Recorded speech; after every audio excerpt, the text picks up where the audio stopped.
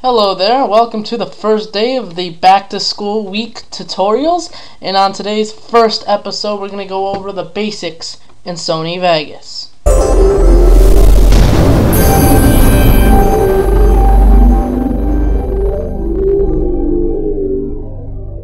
Alright, so the first thing we're going to go over is setting up a new project. What you want to do is File, New, and it will ask you if you're already in a project. Do you want to save the projects? We're going to click No.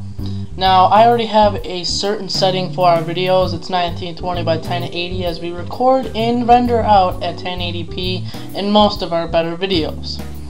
And you could choose whatever you really want. I like to have a progressive scan and when I render, but during the actual video editing, I choose upper field first, but that doesn't really matter. The dimensions, you can go whatever one you want. 640 by 360 is widescreen. 1280 by 720 is 720p HD, and full quality can be either 1920 by 1080p, and that is of course full HD quality.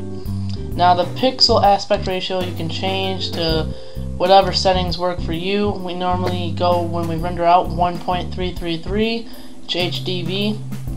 Gives us a really good quality video.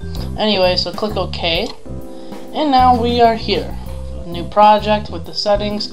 Now this is the preview monitor. This is where everything, this little black box here, happens. Now if I can just go under media generators, I'll just choose a solid white. Alright, so I could change the quality of this, and maybe that won't be the best judgment, so I'll go to File and Import Media. That is how you import most clips, or you can use the Explorer.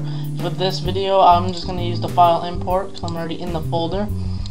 Now I'll just import some test footage we have, and as you see, the quality isn't fantabulous. I don't know why I just said that. But if I go to Preview or Draft or anyone, whatever I choose, I'll go to Best and Full, and as you see, the quality kind of increased there just a bit. Yeah, you can tell it's a little blurry when I go under Auto. Now, in most videos, if the video dimensions are a little off, or the actual same size as the project, you're gonna have letterboxing when you render. So to fix that, you can do it either way. You can go to the Event Pan / Crop, and under here you can go to uncheck Maintain Aspect Ratio, or you can go and right click on the video section of it and click Properties and uncheck it there. Now here are your tracks. You got your video track. Now that I can choose the opacity here, I'll put a solid color below it. And now I can choose the opacity I want with the level here, and then as you see, the white starts to show in there until where it's all white. All depends, whatever I want. This is your track motion right here. This tool right here is for track motion. I can choose to zoom in and follow things if I choose to. You can also use the pan / crop to adjust zoom and such with the video, as you see if I'm doing right now. But because I have it stretched to fill frame, it's just going to adjust to the frame settings. But if I uncheck that, I can adjust the frame size. Pretty cool. To play the video back, sometimes you will have lag, which I do have, and I do have a lot of RAM, but that does not matter. In some cases when editing HD footage, you're still going to have somewhat of a lag, which I have a minor, about a second lag.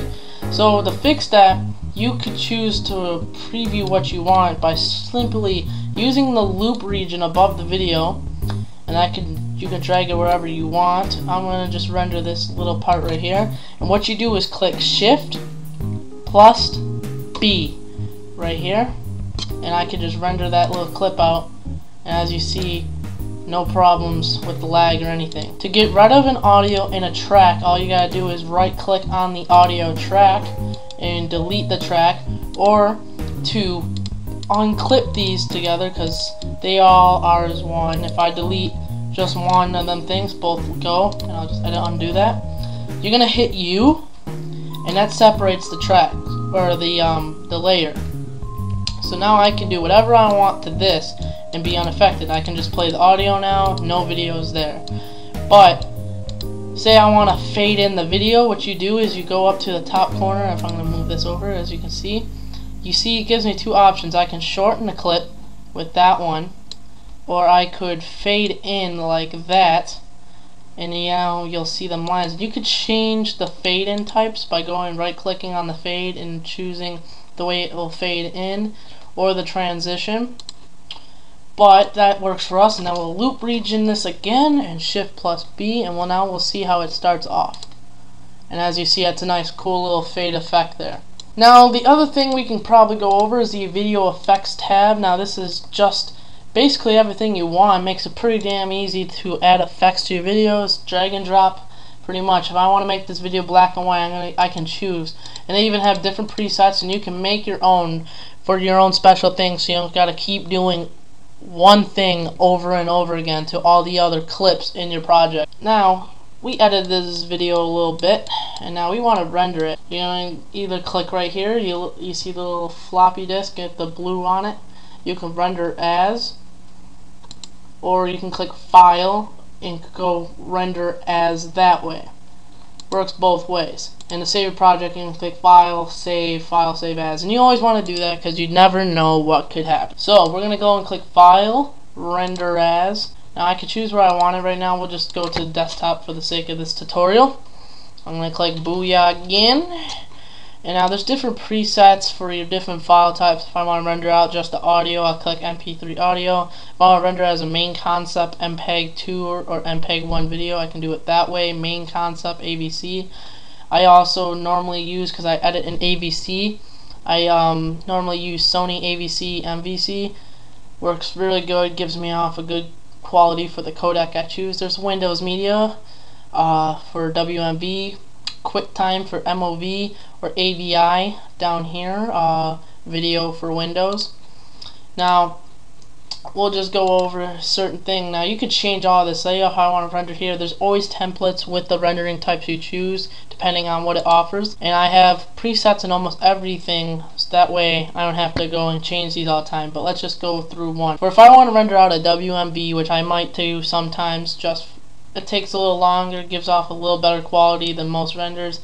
I'll click YouTube MTS file rendering, as that's my template. I'll click custom, and I can show you. I can change any of this, and I can choose the smoothness and how sharp the video looks. Change the dimensions of the video. That's nice, and they always have templates right here for you. And then you can write down an index thing for your file, so when you right click and go to properties, it shows you all this stuff. We don't normally do that to our videos, but we should. There's just different templates from worst to best, and you want to click best. At most times you can. Click OK, click Save, and you are ready to render. If there's any questions you have about editing in Sony Vegas on a basic or more advanced level, leave it in the comments below in this video. And when we launch our second channel next month, we promise to go over any tutorials you guys need help with and do more tutorials that you guys request. Thank you, and thanks for watching.